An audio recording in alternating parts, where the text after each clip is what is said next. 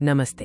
आज हामी नवजात शिशु अर्थात् 0 देखि 3 महिनासम्मका शिशुको मस्तिष्क विकासबारे विस्तृत जानकारी दिनेछौँ। जन्मिएपछि शिशुको संसार कस्तो हुन्छ र उनीहरूको मस्तिष्क कसरी तीव्र रूपमा विकसित हुन्छ जानौँ। एउटा सानो शिशु जब संसारमा आउँछ उसको लागि सबै कुरा नयाँ हुन्छ। प्रकाश, स्पर्श, आवाज र चाल। जन्मको समयमा शिशुको मस्तिष्क पूर्ण रूपमा विकसित भएको हुँदैन।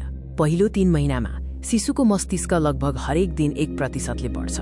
यो समय द्रुत मस्तिष्क विकासको अवधि हो।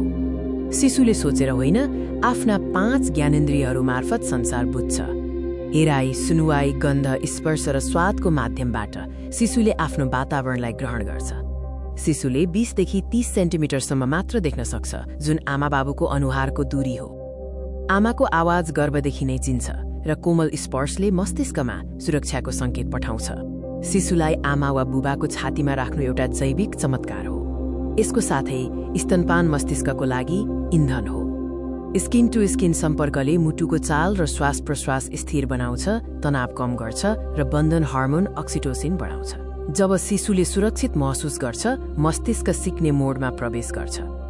स्तनपानमा DHA, THA र उच्च गुणस्तरको बोसो हुन्छ। DHA ले स्मरण शक्ति, दृष्टि, भाषा क्षमता र भावनात्मक सन्तुलनको विकासमा सहयोग गर्छ। यो मस्तिष्कको मल जस्तै काम गर्छ। मस्तिष्क विकासको लागि सेवा र प्रतिक्रिया, सर्भ एन्ड रिटर्न सबैभन्दा शक्तिशाली अन्तर्क्रिया हो। शिशुले आवाज निकाल्छ, तपाईले कोमल आवाजमा जवाफ दिनुहुन्छ। शिशुले तपाईको अनुहारमा हेर्छ, तपाई मुस्कुराउनुहुन्छ। यी साना पलहरूमा हजारौं न्युरल सर्किटहरू सक्रिय हुन्छन्। हार्वर्डको अनुसन्धान अनुसार सेवा र प्रतिक्रिया संज्ञानात्मक, भावनात्मक र सामाजिक मस्तिष्क विकासको लागि सबैभन्दा बलियो आधार हो। निद्रा र अत्यधिक उत्तेजनाको बारेमा कुरा गरौँ, जो नवजात शिशुको लागि महत्त्वपूर्ण छ। नवजात शिशुहरू दिनमा 14 देखि 17 घण्टा सुत्छन्। निद्रा केवल आराम होइन, यो मस्तिष्कको काम हो।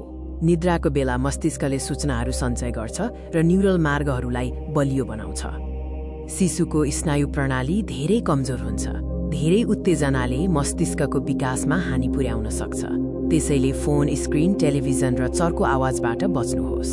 प्रेम र स्नेह कसरी शिशुको मस्तिष्कको प्रोग्रामिङ गर्छ हेरौँ।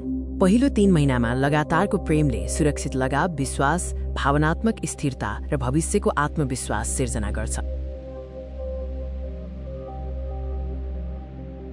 शिशुको मस्तिष्कले सधैँ एउटा क्रम पछ्याउँछ। पहिले बाँच्ने, भोक मेटाउने, त्यसपछि सुरक्षा, न्यानो, सुक्खा, माया पाएको र त्यसपछि मात्र सिक्ने। खुवाउने, डायपर सफा गर्ने, कोमल आवाज र न्यानो अङ्गालोले सिकाइको बलियो जग तयार गर्छ। शान्त अभिभावकत्व नै सफल विकासको आधार हो। धन्यवाद।